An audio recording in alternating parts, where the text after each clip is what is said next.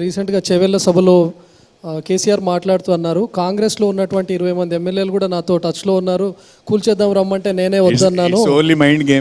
మరోవైపు పార్లమెంట్ ఎన్నికల తర్వాత రాష్ట్రంలో పెను మార్పులు రాబోతున్నాయి. అధికార పార్టీలో ఉన్న వాళ్ళు ప్రతిపక్షం దిక్కు చూస్తారండి ఎవరైనా? అది జరుగుతుందా?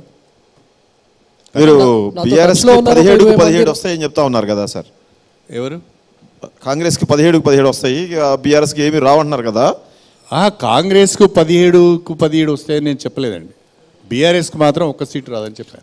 అంత బలంగా ఉన్న కాంగ్రెస్ పార్టీ బీఆర్ఎస్లో ఉన్న మిమ్మల్ని, బీఆర్ఎస్లో ఉన్న దానం నాగేందర్ని, బీఆర్ఎస్లో ఉన్న సునీత మహేందర్ రెడ్డిని, ఇంకేదో పార్టీలో ఉన్న మధు గౌడ్ని ఇలా అక్కడొకటి ఏరుకొని పోటీ పెట్టించుకుంటే. నేను చెప్పాను కదండి, రాజకీయ పార్టీలకు ఎన్నికలు వచ్చినప్పుడు గెలవటానికి అవసరమైన వ్యూహాలు వాళ్ళకు ఉంటాయి.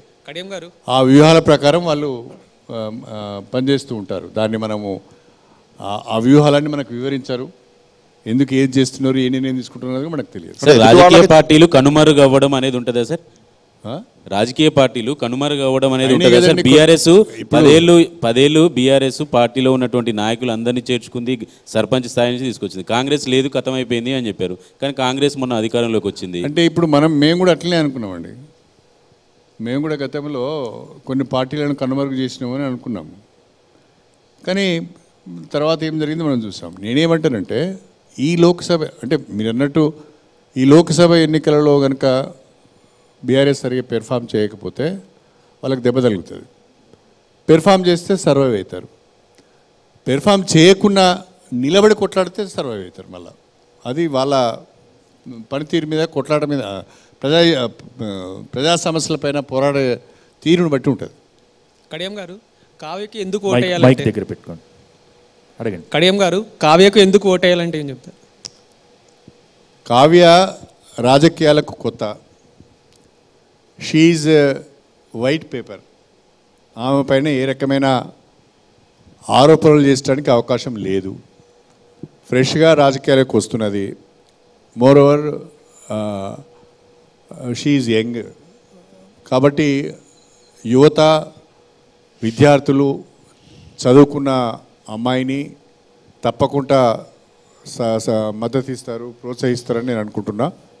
కొత్త వాళ్ళను రాజకీయాలలోకి తీసుకురావడం, వాళ్ళని ప్రోత్సహించడం ద్వారానే రాజకీయాల్లో కొంత ప్రక్షాళన జరగడానికి అవకాశం ఉంటుంది. కాబట్టి డాక్టర్ కడియం కావ్య గారిని తప్పకుండా వరంగల్ పార్లమెంట్ ప్రజలు, ప్రత్యేకించి యువత, విద్యార్థులు ఆశీర్వదిస్తారు, మద్దతు తెలుపుతారని నేను అనుకుంటున్నాను. కడియం శ్రీహరి గారి కూతురుగా కాకుండా కడియం శ్రీహరి బిడ్డను మతం పేరుతో బీజేపీ, ప్రాంతం పేరుతో బీజేపీ వేరు చేసి చూపిస్తుంది. మహమ్మద్, కావ్య, నజీర్ అంటుంది.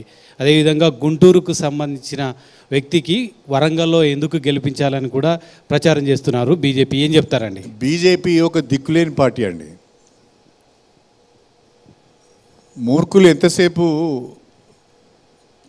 కులాలు, మతాలు వీటిపైననే ప్రచారం చేస్తున్నారు తప్ప, విద్వేషాలు రెచ్చగొడుతున్నారు తప్ప, మేము తెలంగాణకు ఇది చేశాం లేదా వరంగల్కి ఇది చేశాం, విభజన చట్టంలో పొందుపరిచిన హామీలను నెరవేర్చాం, వరంగల్కు రైల్వే కోచ్ ఫ్యాక్టరీ తెచ్చాం, వరంగల్లో ఒక స్టీల్ ఫ్యాక్టరీ పెట్టాం, కాజుపేట జంక్షన్ను డివిజన్ చేశాం, లేకుంటే ఇక్కడ తెలంగాణలో ఒక ప్రాజెక్టుకు జాతీయ హోదా ఇచ్చాం, లేకుంటే తెలంగాణలో ఒక ఐఐఎం లాంటి ఇన్స్టిట్యూషన్ తెచ్చాం, లేదంటే తెలంగాణలో ఒక నేషనల్ రిప్యుటేషన్ ఉన్న ఒక విద్యా సంస్థ తీసుకొచ్చామని చెప్పి ఓట్లు అడిగితే బాగుంటుంది.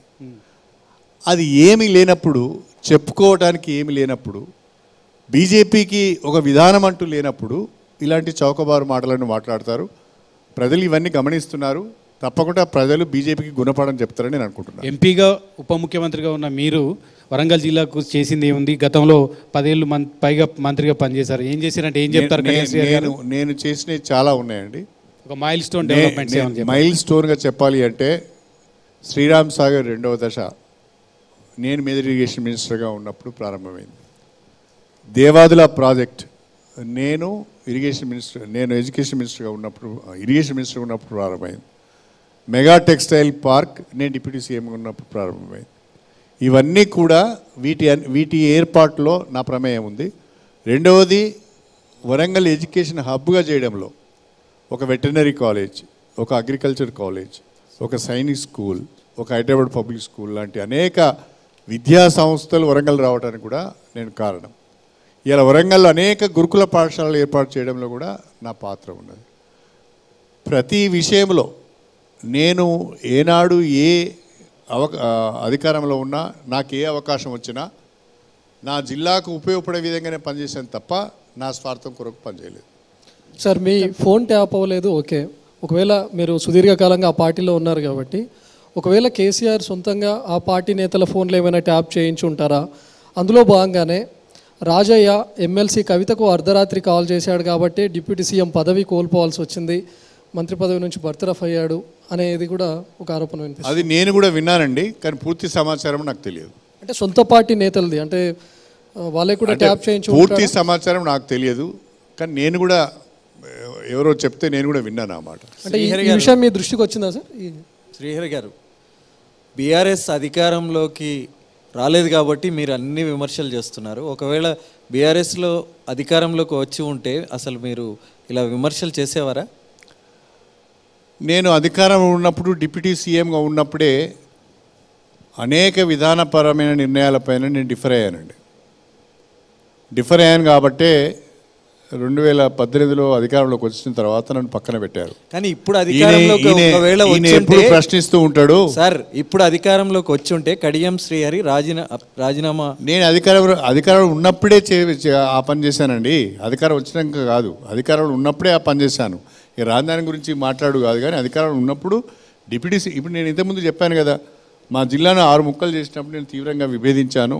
అది కూడా నాకు నష్టం జరిగిందని నేను